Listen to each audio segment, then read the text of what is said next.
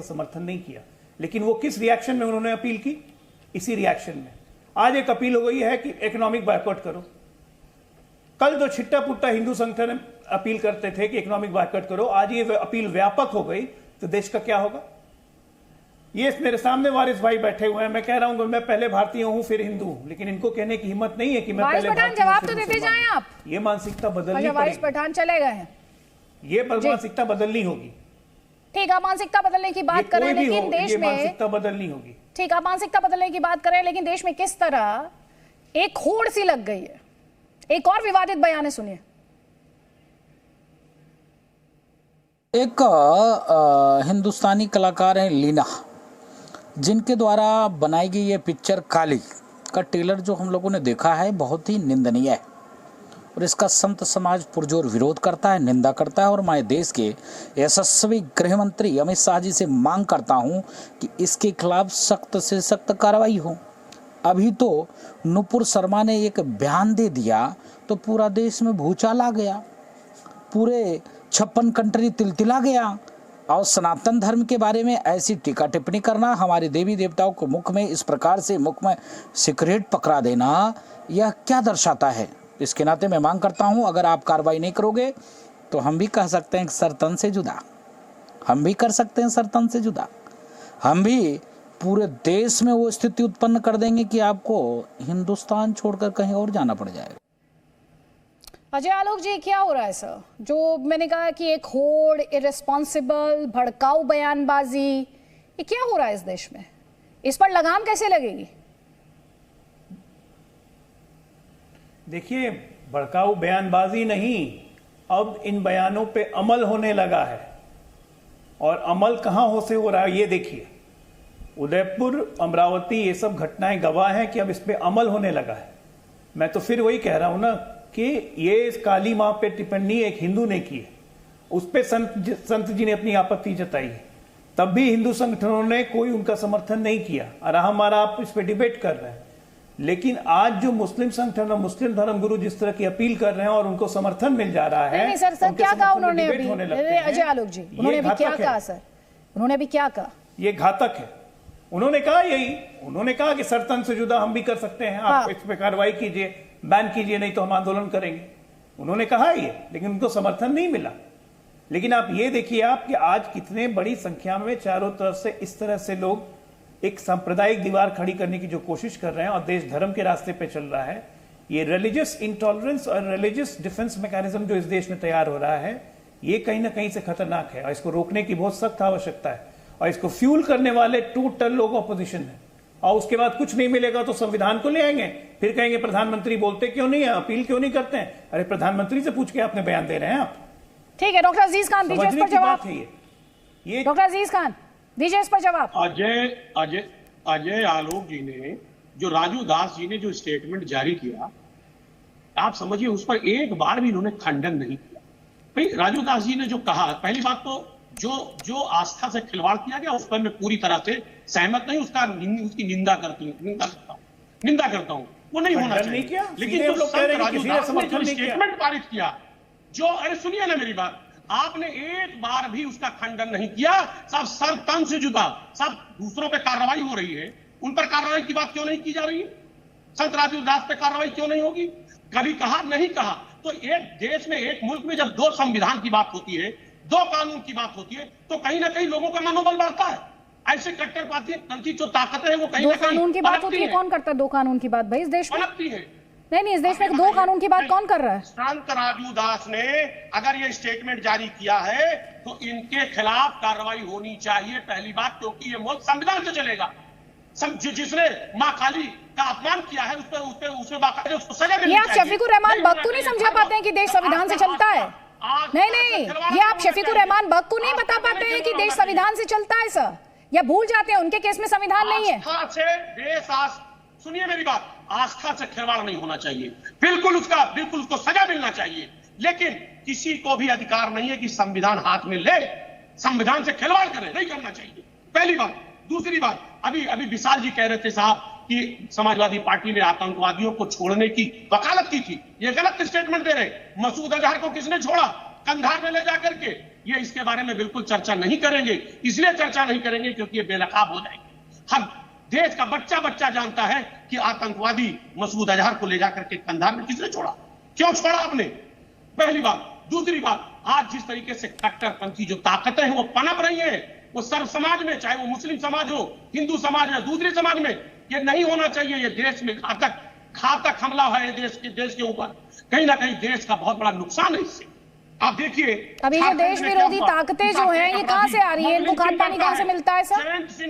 नहीं, देश में ये जो देश विरोधी ताकतों का आप जिक्र कर रहे हैं सर, इन्हें खाद पानी कहां से मिल रहा है सर? खाद पानी कहां से मिल रहा है? शफीकुर रहमान बग के स्टेटमेंट बताऊं सर आपको? नहीं, एक स्टेटमेंट बताऊं आपको? बताऊं? क्या गलत कह दिया? खराजुल का कत्ल करके नहीं सर, आपको शफीकुर रहमान बग की जो स्टेटमेंट्स हैं सिलसिलेवार तरीके से पढ़ने शुरू करूंगी ना, डिबेट खत्म हो जाएगी सर। ये डिबेट खत्म हो जाएगी। राजनीतिक दल अपनी जिम्मेदारी से भाग नहीं सकते हैं सर, आप अपनी जिम्मेदारी से भाग नहीं सकते हैं। जवाब ले लीजिए। विशाल मिश्रा आपको जवाब देना चाह रहे हैं, उसके बाद फ्लोर दूंगी मैं शोएब कासमी को। जल्दी प्लीज। देखिए अदिति जी, मैं कोर्ट की फटकार किसको लगी थी मैं इनसे पूछना चाहता हूं। नंबर एक, वो पब्लिक डोमेन में है ना, तो पहली बात ये जो बम ब्लास्ट के आरोपी थे।